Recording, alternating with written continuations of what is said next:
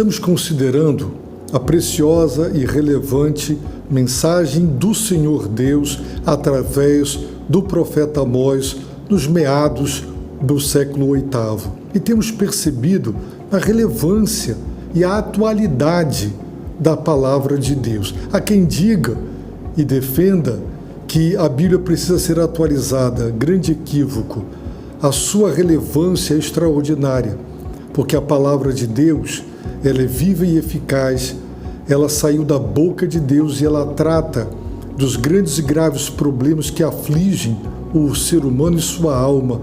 E esses problemas não mudaram, eles são os mesmos. Tecnologias, novas ideias, muitas coisas surgiram, mas os problemas básicos do ser humano continuam os mesmos.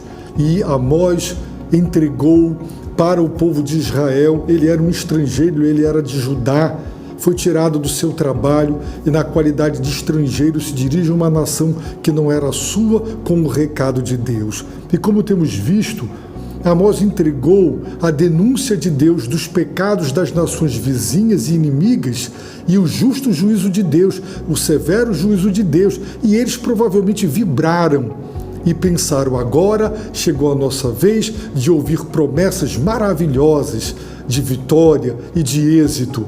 E eles foram confrontados com uma mensagem tão rigorosa quanto a mensagem de denúncia para as demais nações e também do rigoroso juízo de Deus. Eles também não escapariam do justo juízo de Deus. É interessante porque quando ouvimos falar que Deus está punindo inimigos, o nosso coração tem aquela alegria mórbida, doentia, quando alguém te fez o mal, te perseguiu, te feriu, e você ouve dizer que ela ficou doente, perdeu o emprego, aí você diz: é a mão de Deus, é o castigo de Deus, Deus é isso mesmo, aprofunda esse juízo, ela merece. E na sua avaliação de 0 a 10, o pecado, o erro daquela pessoa para com você é grau 10. Mas quando você erra, quando eu erro, quando nós pecamos, então nós queremos que as pessoas sejam amáveis conosco. Pecamos no grau 10, mas queremos um juízo, grau 0,1. Porque queremos que as pessoas sejam compassivas conosco. Israel vibrou com o castigo de Deus para os seus inimigos, mas ficou com ódio de Amós, rejeitou Amós, expulsou Amós do seu território, disse para Amós: não profetize, nós não queremos ouvir isso. Certa vez eu estava pregando e, ao terminar o sermão, à porta, um homem me disse: eu não vim aqui para ouvir isso. E conheço igrejas que se julgam muito inteligentes. Elas não estão atrás de convertidos genuínos pelo santo evangelho e o poder regenerador do Espírito Santo, mas elas querem apenas fazer adeptos. Então, estrategicamente, elas dizem: nos nossos cultos não se fala de pecado, não se denuncia pecado, não se fala da ira de Deus. Essa temática não deve ser abordada. A mensagem tem que ser light, tem que ser palatável, ela precisa agradar, e assim nós vamos colocando iscas para que as pessoas aos poucos comecem a se interessar. Se você quer que a galinha venha na sua direção, você não faz show, não é? Então, não vamos espantar as pessoas com a mensagem da justiça, da ira, da santidade de Deus. E acham que isso é estratégia, que isso é muito inteligente, isso é pura desonestidade para com Deus e para com as pessoas, porque elas ficam iludidas e enganadas. E Deus, através de Amós, denunciou os grandes e graves pecados cometidos por aquele reino do norte. E os seus pecados foram, em primeiro lugar, vendem o justo por prata. Em segundo, vendem o necessitado por um par de sandálias. Em terceiro, esmagam a cabeça dos pobres no pó da terra. Quarto, pervertem o caminho dos oprimidos. Quinto, um homem e seu pai deitam-se com a mesma moça. Sexto, Também se deitam sobre roupas empenhadas. 7º, bebem o vinho exigido como multa no templo do seu Deus. 7 grandes e graves pecados cometidos, sobre os quais Deus já estava administrando e aplicando os seus juízos, mas Ele está prometendo um juízo maior e mais severo se eles não se convertessem. Já vimos os 2 primeiros: vendem o justo por prata, vendem o necessitado por um par de sandálias. O 3º grande e grave pecado: esmagam a cabeça dos pobres no pó da terra. É uma linguagem figurada para dizer que eles humilhavam, eles tripudiavam dos pobres quando pisavam sobre eles. Pisavam, não tem humilhação maior do que nas guerras antigas o inimigo caído, o vencedor colocar o seu pé sobre a cabeça e pisar com força, não é? Contra o pó da terra. Ou seja, eles esmagavam a cabeça dos pobres no pó da terra. Os ricos, os donos do poder, aquela liderança, a aristocracia, as autoridades usavam do poder, usavam da força que tinham para esmagar os pobres, que sempre foram maioria, para mantê-los na pobreza, para continuarem explorando os pobres, o que nos dá grande revolta. Como pastor, eu vou a muitos hospitais e é triste ver as pessoas pelos corredores, sem medicação. Quer fazer uma tomografia, a máquina está quebrada e a sua doença grave se agrava, levando a óbito. Tanta roubalheira, falta de educação, de boas escolas, não é? Esmagam o pobre e as pessoas enriquecem, como numa pandemia, trazendo tanta tristeza sobre todos. É possível se aproveitar do contexto para roubar, para desviar. Que coisa triste! O quão hediondo é o ser humano.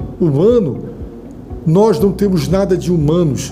Não podemos nos autodesignar como seres humanos. Somos seres desumanos. É isso que somos por causa do pecado. E aqui a denúncia é: esmagam a cabeça dos pobres no pó da terra. Não é o que acontece hoje, não é o que acontece nas nações, poucos com muito, muitos com pouco. Nada mudou.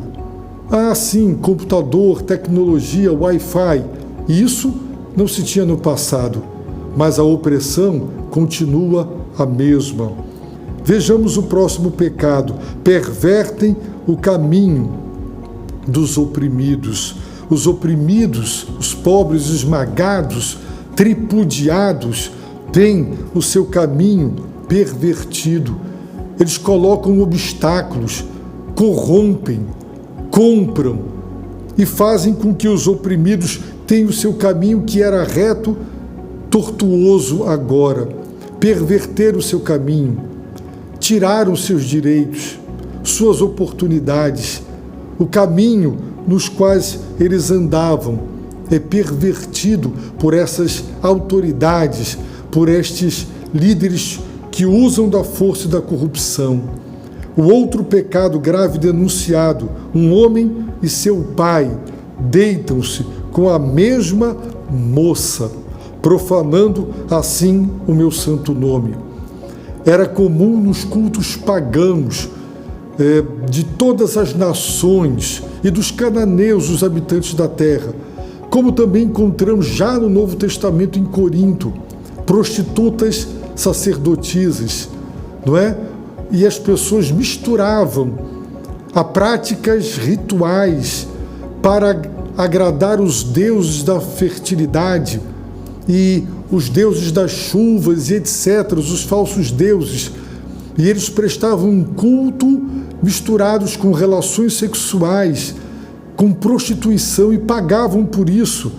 E aqui Amós está dizendo que o pai e o filho deitavam-se com a mesma moça, procuravam a mesma prostituta sagrada, entre aspas, que nos templos idólatras faziam sexo como ritual para agradar as supostas e falsas divindades.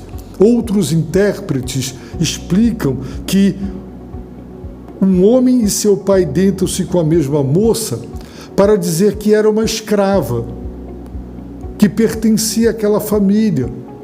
E o homem que era casado adulterava, tendo relação sexual, obrigava a sua escrava, a sua serva, a lhe servir como objeto sexual. E o pai, a mesma coisa, pai e filho.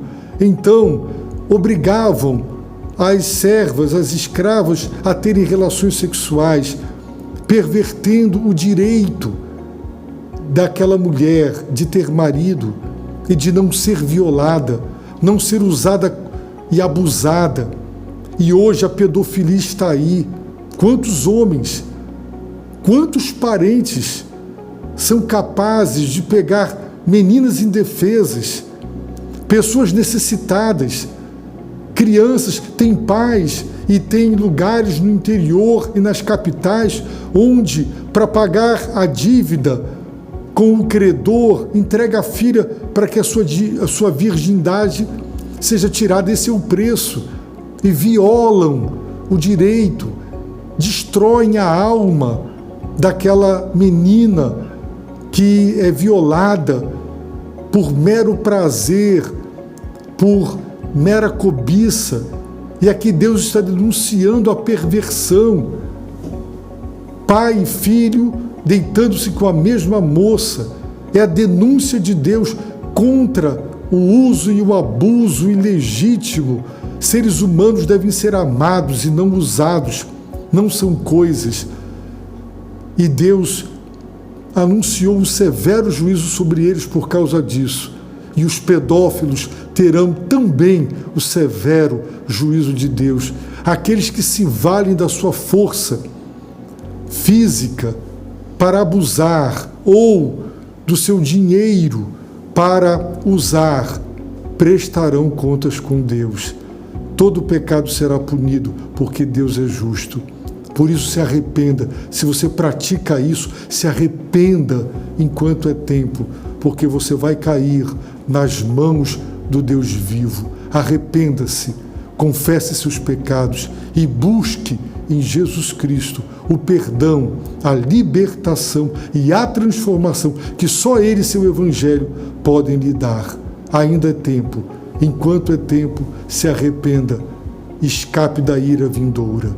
Eu oro para que Deus te dê arrependimento, que Deus te conceda graça para fugir da ira divina. Em nome de Jesus. Amém.